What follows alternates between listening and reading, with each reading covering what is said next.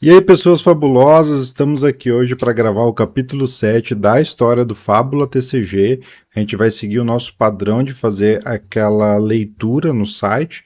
Então, você pode ler junto, você pode acompanhar a gente por áudio, e esse vídeo vai ser uma leitura na íntegra, né? A ideia é que justamente tenha esses arquivos em áudio para quem talvez tenha ou dificuldade ou não tenha o hábito da leitura, mas consiga com isso acompanhar a história do nosso jogo. Eu sou Rafael, um dos idealizadores do jogo e a pessoa que escreve essa história, e hoje a gente vai gravar o capítulo de número 7, beleza? Então esse capítulo ele é bem interessante, ele tem bastante acontecimentos importantes, e gostaria de deixar um recado para a galera que comprou os baralhos físicos. Estamos um pouco atrasados, isso é verdade. É meio comum atrasos em financiamento coletivo, mas a gente está correndo para que esse atraso seja o menor possível.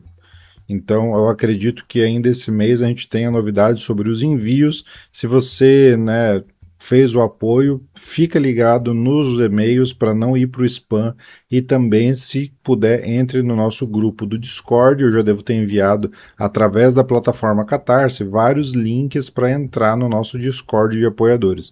Se o link estiver quebrado, não estiver funcionando mais, manda um e-mail para a gente que a gente manda um novo link para você que é apoiador ou apoiadora aqui do nosso projeto, beleza? Vamos para o capítulo 7, então, que esse aqui ele é bem legal. Bom, estamos começando aqui, então, na tela a Terena, né, a nossa arqueira, ela nunca erra. E vamos aqui para a leitura do capítulo 7, Salvadores de Memórias. Os veículos dos caçadores pararam na orla da mega cidade devastada. O povo da nação dos Ipês tinha a informação de que, antes da chuva dos mísseis, toda aquela imensidão ruinosa se chamava Nova Piratininga, um conjunto metropolitano de cidades gigantescas da época dos primogênitos.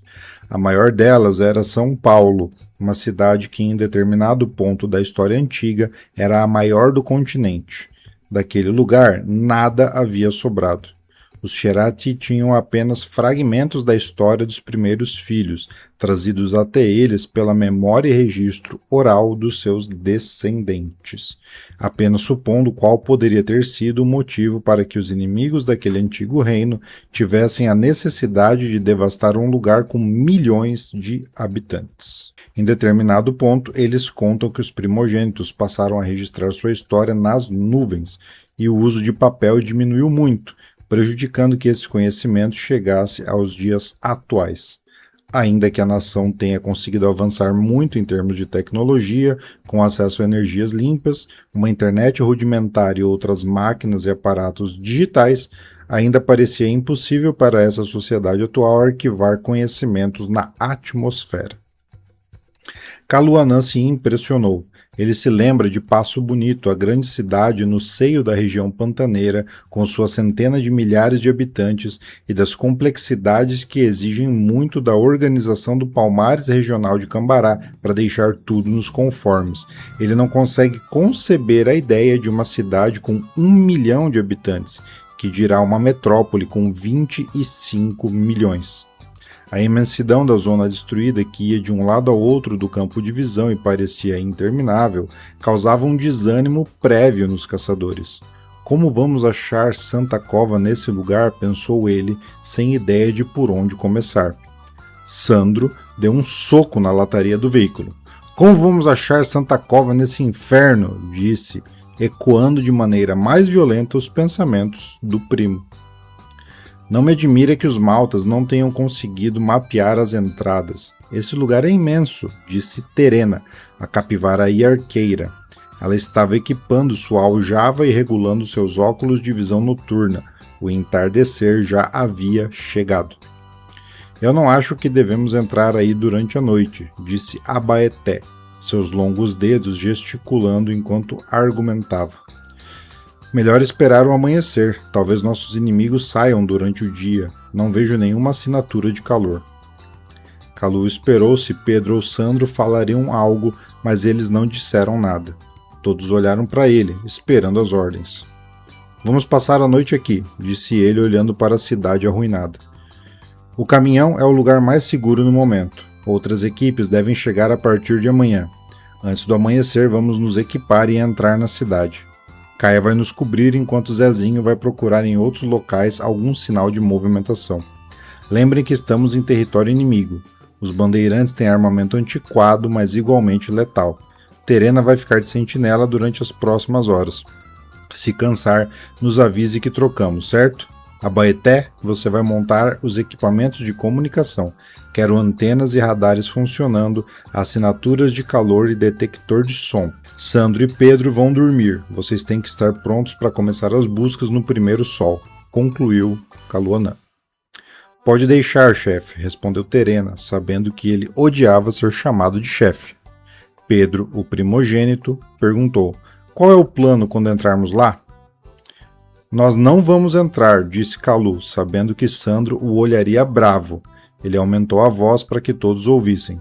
Sei que pessoalmente queremos vingança. Uma força de combate que assassina crianças não merece misericórdia. Mas nós somos apenas 5 por enquanto. Mesmo com nossos reforços, chegaremos a uma centena no máximo. Nós não temos ideia de quantos eles são, mas pelo terreno que cobrem, sabemos que não são poucos. Nossa função como caçadores de Cambará é empregar todo o nosso treinamento ao longo de décadas, rastreando sinistros e grupos dos Geiger para tentar encontrar as entradas de Santa Cova. Vocês estão vendo o tamanho disso aqui tudo. Nosso trabalho é encontrar os pontos de entrada e então comunicar para o Palmares Central. Com sorte, conseguiremos reunir uma força das 5 regiões para, daí sim, entrar pelos lugares que encontrarmos e pulverizar esse lugar. Então tenham isso em mente, nosso suicídio não contribuirá com o fim dos nossos inimigos. Entendidos? Sim, senhor, responderam eles. Sandro ficou em silêncio. Kaluanã se aproximou de seu primo. Eu preciso ter certeza que você entendeu e não vai comprometer a missão, Sandro. Eu quero essa vingança tanto quanto você, por terra, sangue e pólvora. Sandro se virou para ele e o olhou nos olhos, seu olho mecânico lendo o rosto de Kalu, registrando seus batimentos cardíacos e saturação. Ele estava calmo, mas um pouco agitado. O fato de Kalu ser alguns centímetros mais alto irritava Sandro profundamente. Eu sou um profissional, Kalu. Não vou comprometer a missão. Eu quero ouvir, soldado, disse Kaluanã sem desviar o olhar. Sim, senhor, por terra, sangue e pólvora, respondeu Sandro, sério. Ótimo, dispensados. Enquanto todos se preparavam, Kalu ficou acordado. Beto e Arnaldo foram para uma outra barraca separada, fora do caminhão. Eles queriam ficar conversando até tarde, já que tecnicamente não faziam parte da missão em si. Para não atrapalhar os jovens, ficaram separados do restante. Kaluanã estava insone. Ele caminhou pelas imediações observando a cidade morta sob a luz do luar. Havia muitas nuvens no céu, mas ainda era possível enxergar com o pouco de claridade que passava por elas. Ele subiu em uma parede quebrada, com sua lança como apoio, e ficou ali por um tempo. De cima daquele fragmento do que já foi um dia uma maravilha da arquitetura, observava relevos, calculava distâncias, preparava rotas. Ele temia o que encontrariam ali, tinha medo de que descobririam o tamanho da sua própria fraqueza se encontrassem os bandeirantes. Talvez só não tivessem lançado uma ofensiva ainda maior contra a nação por terem, ao contrário, uma noção de serem eles os mais fracos. Kaluanã temia que esse encontro revelasse quem destas forças estava correto, preocupado com o resultado. Porém, tinha que lidar com esse medo sozinho. Seus comandados jamais poderiam suspeitar.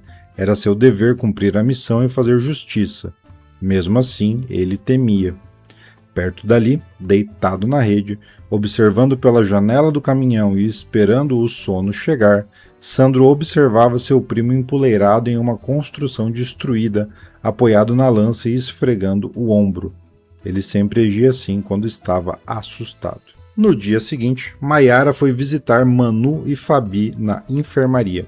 Se despediu de Julinha cedo e caminhou até o local onde pessoas feridas iam para contratar serviços de saúde. Era um lugar sujo e escuro, com luzes apenas nos locais mais necessários. Havia cerca de 20 macas separadas por cortinas de plástico e moscas voavam pelo local. O cheiro de formol e sangue competiam para serem o mais presente, e uma meia dúzia de médicos e enfermeiros circulavam falando com os pacientes. Perto da entrada, um símbolo dos autocultivadores balançava. Era um local fechado, incrustado em uma cavidade dos túneis perto da estação Madalena. Algumas pessoas ficavam pelos cantos das salas, na expectativa de conseguirem se furar com agulhas e seringas usadas, na esperança de ter algum resquício de anestésicos ou remédios que pudessem dar um barato. A maioria dessas pessoas eram viciados químicos expostos a anos de trabalho em fábricas de remédios, tintas e outras substâncias tóxicas e que, após atingirem um determinado grau de vício e, portanto, improdutividade, eram jogadas na rua pelas empresas, ficando apartadas das substâncias que vivenciavam no dia a dia, tendo assim que buscar em outros lugares. Manu estava deitada em uma maca e conversava com um homem alto e velho. Mayara o achou bonito, apesar das marcas do tempo em seu rosto. Se fosse chutar, diria que tem cerca de 34 anos, já perto do fim da vida.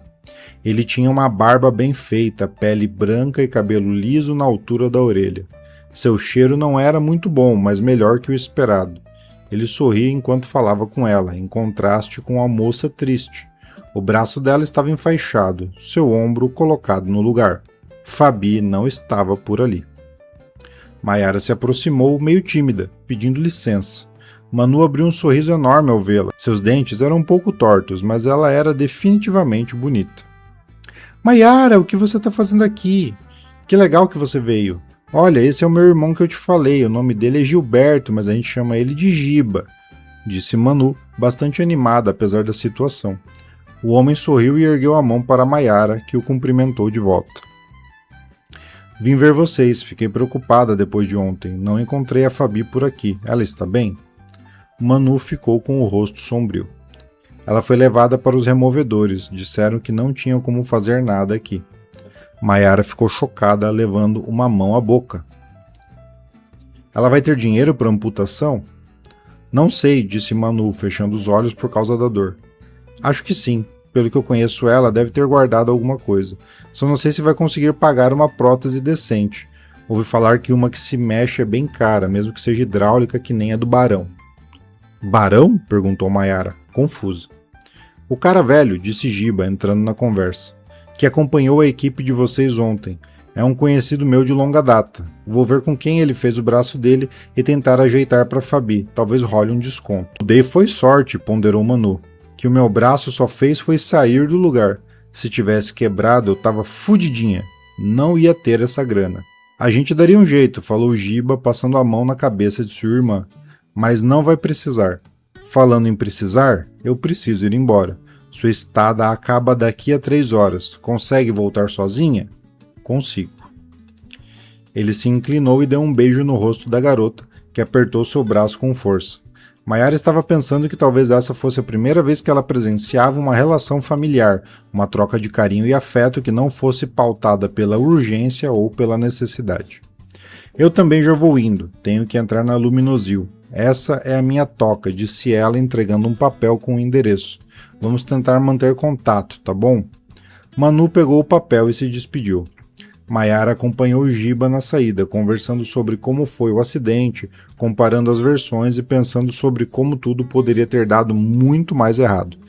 Ele agradeceu por ela ter salvo sua irmã e disse que ela poderia contar com ele sempre. Enxergando uma oportunidade, ela aproveitou. Sua irmã me falou uma parada que eu não acreditei no começo, mas agora te conhecendo parece ser bastante verdade. Ela disse que você é um dos salvadores e... O homem deu um salto, girando sua cabeça para todos os lados. Haviam soldados da baixa paróquia nas redondezas, mas nenhum muito perto. Os relógios sincronizados indicavam que estava quase na hora da troca de turno, então mais guardas estariam circulando por ali muito em breve. Mayara percebeu que foi descuidada e estava esperando a bronca dele, mas ele apenas a advertiu. Aqui não! E pegou a mão dela, arrastando Mayara para uma viela. Me desculpe por isso, disse e apertando ela contra a parede, beijou sua boca. Maiara não estava tão acostumada a beijar homens, mas apesar da surpresa não foi tão desagradável. Ela percebeu que ele baixou a parte de trás da gola da sua camisa e escreveu alguma coisa em suas costas. Ele se afastou e ela, na hora, se lembrou de Julinha e da noite anterior. Era mais comum demonstrações de afeto em público do que pessoas trocando papéis no meio da rua. Me encontre neste endereço quando quiser. Foi o jeito menos suspeito que encontrei de te passar essa info, disse Giba, claramente ruborizado. Tudo bem, disse Maiara, um pouco chocada. Tenha certeza de não ser seguida. Eu só estou te dando essa chance por gratidão ao que você fez pela Manuela, mas não abuse disso. Agora eu vou fingir que estamos brigando e sair do beco sozinho, tá bom? Tá bom, disse ela, ainda surpresa. Ele se afastou um pouco e começou a gritar. Você é maluca, garota, maluca! Eu não tenho nada a ver com isso, não me procura mais não! Disse Giba aos berros, saindo pelas calçadas apressado. Ele piscou para ela antes de se virar. Maiara ficou por alguns momentos ali no beco e depois caminhou para o trabalho. Em 2 dias, muita coisa tinha acontecido. O que Gilberto não sabia era que Maiara não tinha um espelho. Não tinha onde ela pudesse ver a informação que ele escreveu. A única maneira era pedindo ajuda para a Julinha. Depois do trabalho, elas foram para a toca de Maiara de novo. Ela tirou a roupa para a Julinha anotar o que estava escrito. A letra dele é bonita, disse ela. Obviamente, Maiara teve que contar tudo, senão a garota não iria parar de perguntar. E como era esperado, ela agora queria ir junto. Maiara não queria deixar, disse que era perigoso e disse que não tinha sido autorizada. Mas ela estava sem roupa e Julinha podia ser bem convincente. Passadas 2 noites, elas foram até o local. Adequaram agendas, trocaram turnos na empresa e se organizaram para poderem ir juntas. Caminharam por trilhos, calçadas e becos. A passagem pelos lugares era perigosa. O risco de serem atacadas por outros moradores dos túneis era sempre presente. A miséria fazia com que os famintos atacassem e roubassem pessoas um pouco menos famintas do que eles. Mas as duas tinham experiência nos túneis e sabiam os lugares corretos. Seu trajeto incluía passar pelo máximo de estações possíveis, pois eram os lugares mais iluminados e com a maior presença dos soldados da Baixa Paróquia, que eram por si só uma ameaça. Se cismassem que alguém estava olhando para eles do jeito errado, fariam essa pessoa sangrar por horas. Mas a presença deles deixava todos tensos, então os aventureiros deixavam para agir longe dos seus olhares. Enquanto caminhavam, Maiara e Julinha conversavam sobre diversos assuntos enquanto passavam pelos túneis. Pichações de protesto ou de assinatura coloriam o concreto, entrecortados pelos inúmeros relógios espalhados pelas paredes. Mais próximo de estações, os pequenos comércios começavam a aparecer. Vendedores de comida e prestadores de serviço de todo tipo se espalhavam por ali. De costureiros a eletricistas, encanadores, pedreiras, além de escoltas, uma das funções mais contratadas por quem tem um pouco mais de condição. As garotas sabiam se defender e estavam armadas com ferramentas por baixo das roupas, mas o risco ainda existia. Depois de 42 minutos caminhando, elas chegaram ao local. Olharam para um lado e para o outro e não viram nada. Era o meio de um túnel. Paredes estavam dos 2 lados, um trilho corria pelo meio e só. Tem certeza que é o lugar certo? Perguntou Maiara. Ela só podia confiar nas anotações de Julinha. Olha, era o que estava escrito ali. Será que seu galanzinho não te enganou? Provocou Julinha, fazendo uma cara safada. Ah, acho que não. Ele pareceu bem sério quando eu perguntei. Alô, Gilberto? Gritou ela. Um tremor aconteceu na parede. Uma voz que parecia vinda do nada falou com elas. Quem são vocês? Como encontraram esse lugar? Gilberto me passou o endereço. Ele disse que eu deveria encontrá-lo aqui. Elas ouviram uma risadinha vindo de trás da parede e logo depois uma seção do concreto se moveu. Um homem baixinho com cabelo amarelo e ralo e olhos claros, dentes grandes e sardas as recebeu. Eu sou o Carlinhos. Deixa eu adivinhar, o safado do Giba te puxou para um canto para te passar o endereço, certo? Elas se olharam, Maiara com o rosto desconfiado, Julinha segurando o riso. Por aqui, disse o homem. A parede foi fechada e barras de metal passaram por trás da abertura.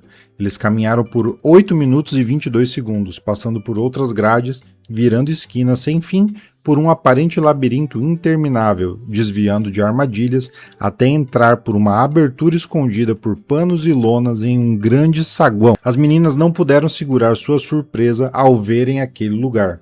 Por todas as paredes e estantes cheias de livros se espalhavam, além de outros objetos que claramente existiam há muitos anos. Objetos da superfície, pensou Mayara. Ela nem esperou e começou a mexer nas revistas e livros que estavam mais perto. Mesmo que soubesse ler, várias daquelas palavras não significavam nada para ela. Termos como biologia, computação ou semiótica podiam ser vistos em placas que categorizavam seções da imensa biblioteca. Julinha parecia mais atraída pelos apetrechos e quinquilharias dispostas sobre mesas. Uma bola azul que girava em seu eixo, pontilhado por formas coloridas, fez seus olhos brilharem. Ela ficou ali girando e tentando ler os nomes que apareciam. Curiosa. Várias pessoas estavam por ali. Suas roupas eram diferentes do comum dos túneis, usando vários tons de roupa terrosos e avermelhados. Todos pareciam concentrados e conversavam muito pouco, lendo ou observando e catalogando objetos.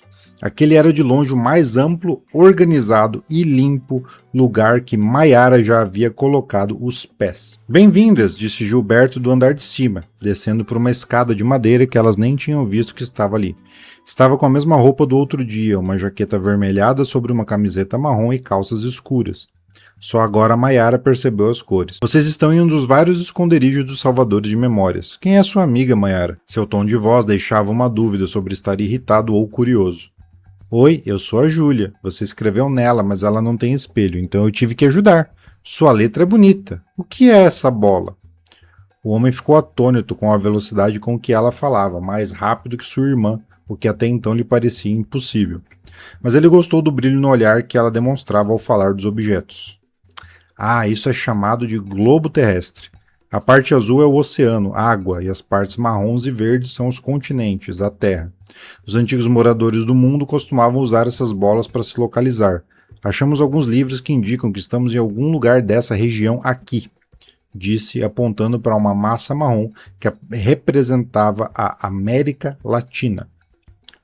Não sabemos exatamente onde, porque aparentemente esse globo só representa continentes, então não temos como saber onde ficava o que um dia foi o país dos nossos antepassados. E os materiais que temos são de épocas diferentes, então a região onde supostamente estamos também teve uma série de nomes. O mais comum que encontramos aí é chamado de Brasil, aparentemente fazendo referência ao fogo. Houve uma época em que muitos bandidos colocavam fogo nas florestas de maneira criminosa. Isso parece ter inspirado o nome do país. Se era uma sátira ou uma crítica, não sei dizer. Julinha parecia encantada, boquiaberta. Mayara ergueu uma sobrancelha. O que é um país? Perguntou Mayara, tentando chamar a atenção. Bom, pelo que eu entendo, era uma forma de chamar um pedaço muito grande de terra, disse Giba olhando para cima, buscando as melhores palavras para explicar. Eu não sou muito inteligente, meu negócio é ir para a superfície e encontrar coisas. Quem estuda e cataloga faz parte de outro grupo dos salvadores, os bibliotecários. Eu sou um explorador, mas é como, digamos, aqui nos túneis, nós nos separamos por regiões de estação. Várias regiões formam um subterrâneo.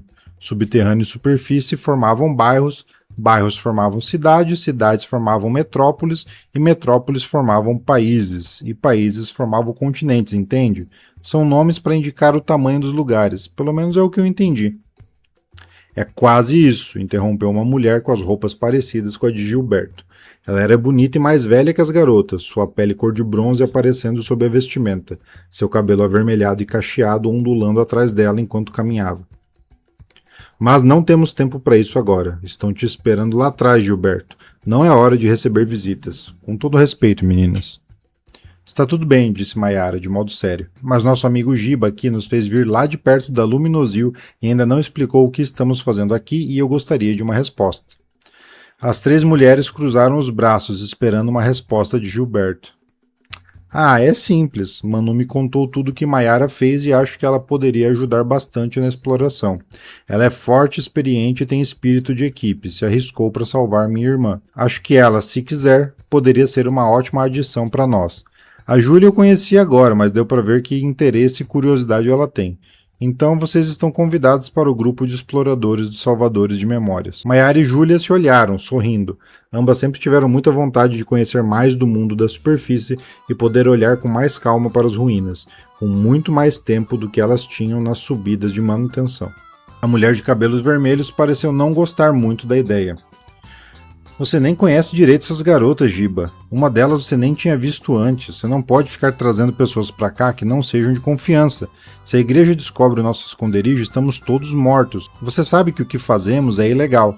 Você tinha que, no mínimo, ter nos perguntado antes, e depois tinha que ter feito todo o processo de recrutamento, tomando todos os cuidados. Sério, cara, eu não tô acreditando.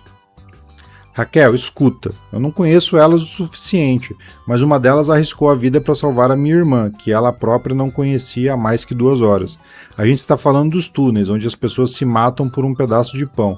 Sério mesmo que uma pessoa que arrisca a vida por uma semi-desconhecida não merece confiança?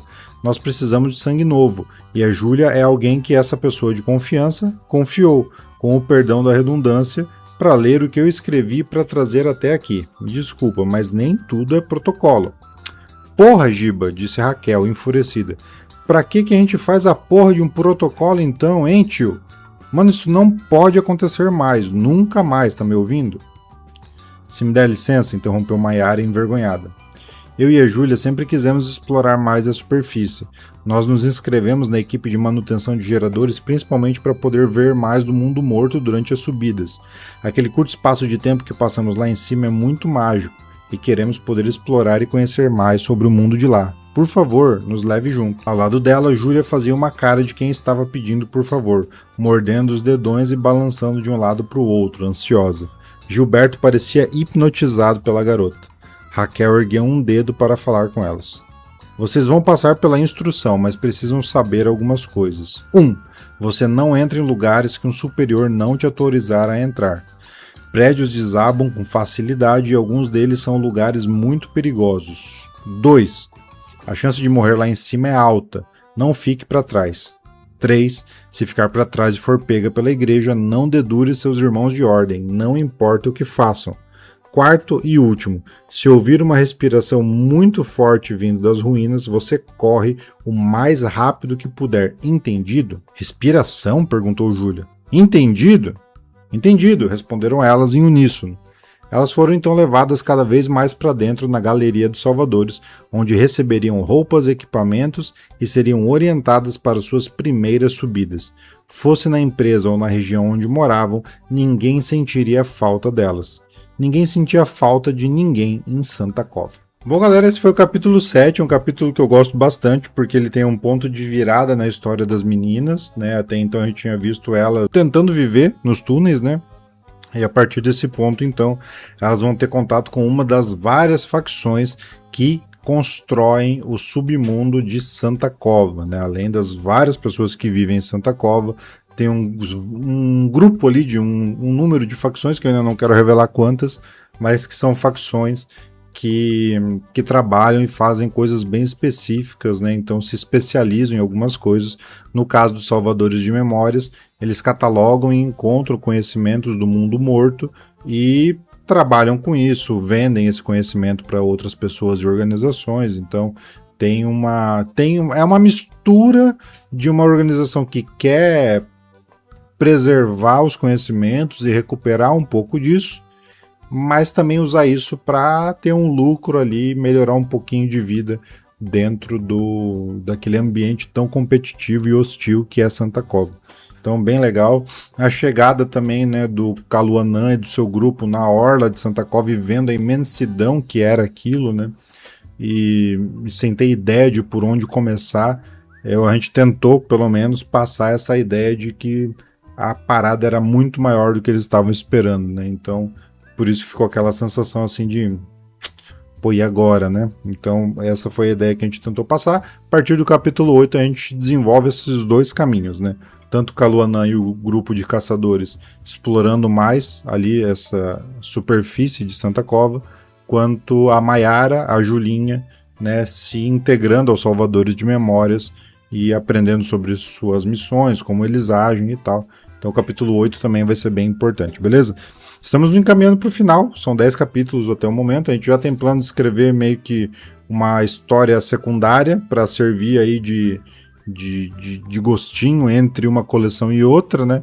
Então a gente vai trabalhando com isso que a gente tem e eu aguardo vocês nos próximos episódios aqui no canal do Fábula. Não esquece de se inscrever aqui no nosso canal, deixar o seu like e seu comentário para a gente sempre trocar muita ideia, beleza? Qualquer outra dúvida, Instagram está sempre disponível para vocês e quem for apoiador de qualquer tipo de apoio lá dos outros Catarse tem direito a entrar no nosso Discord, beleza, galera? Valeu, um abração.